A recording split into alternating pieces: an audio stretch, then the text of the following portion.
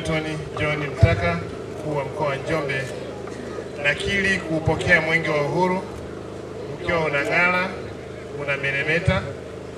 Nakiri kupokea wakimbiza mwenge wa uhuru kitaifa 6 wakiongozwa na kiongozi wa mbio za mwenge wa kitaifa mwaka 2026 ndugu yangu Wazo Mwang'onda.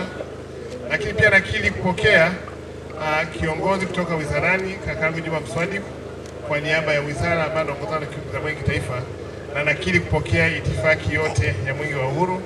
Mwenge huu utakimbizwa katika halmashauri 6 za mkoa wa Njombe na tutaukabidhi tarehe 26 kwa wenzetu wa mkoa wa Iringa. Mwenyezi Mungu naomba msaidie. Olivanus Paul Thomas, mkuu wa wilaya ya Ludewa, almaarufu wilaya yetu inaitwa LA.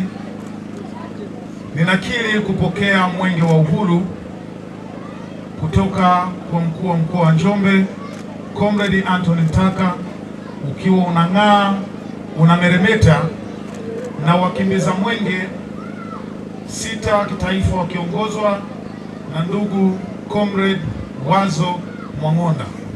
Pia nakiri kupokea itifaki yote ya mwenge kitaifa 2026 kutoka mkoa wa Njombe kuingia katika wilaya ya Ludewa.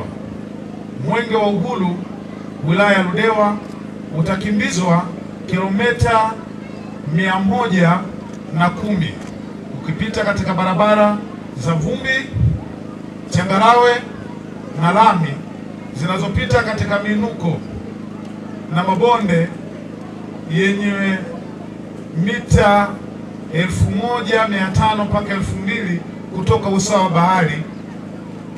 Na pia mwenge huu utakesha katika kata ya Mlangali na utakabidhiwa katika kata ya Lupila wilaya ya Makete tarehe 21. Mwenge wa uhuru kitaifa wilaya Ludewa utakimbizwa katika miradi, itatembelea, kukagua, kuzindua na kuweka mawe ya msingi miradi 6 pamoja na afua kutokana na maelekezo ya serikali yenye gharama ya shilingi milioni 889. Ewe Mwenyezi Mungu nisaidie. Nzuri kabisa, nyepesi sana.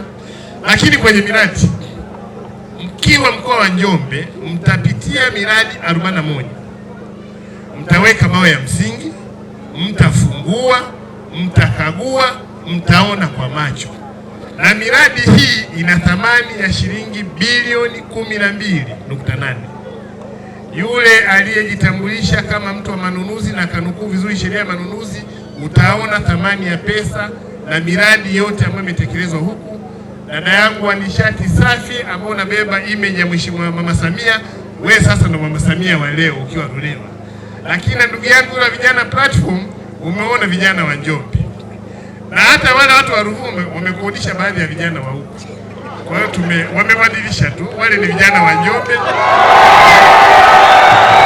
unaona, na vijana platform unaona, na hata yule MC aliyesema kwamba watu wa Njombe, yule MC mwenyewe ni mwana Njombe na anajua kwamba Vibuyu ni sehemu ya utamaduni. Kwenye wizara yetu tuna wizara yetu inayozingatia sanaa na utamaduni, na tunakaribisha binti yetu kishamaliza kibarua chako kule, njoo jumuike na watu wa nyumbani kwako, na wakaribisha sana. Kwa mtapitia miradi 41 ambayo thamani yake ni bilioni 12.8, lakini itifaki yote ya mwenge na maelezo yote yamezingatiwa.